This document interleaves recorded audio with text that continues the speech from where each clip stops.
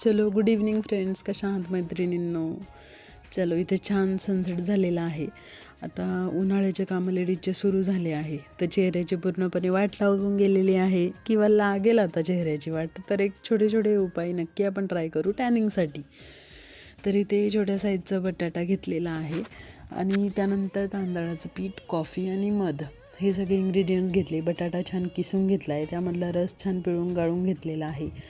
त्याच्यानंतर त्याच्यामध्ये तांदळाचं पीठ टाकलं आहे आणि ते तांदळाचं पीठ आणि बटाट्याचं स्टार्च छान मिक्स करून घेतलं आहे. त्यानंतर त्याच्यामध्ये कॉफी टाकलेली आहे आणि मध टाकलेलं आहे.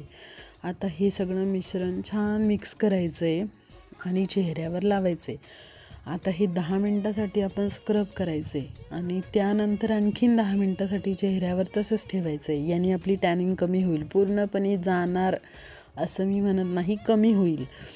आता कॉफी काय काम करते, स्किनला एक्सफोलिएट करते. स्किनवरचं जे ऑइल आहे ते बॅलन्स करायचं काम कॉफी करते. त्यानंतर स्किनमध्ये ब्राईटनिंगचं काम कॉफी करते.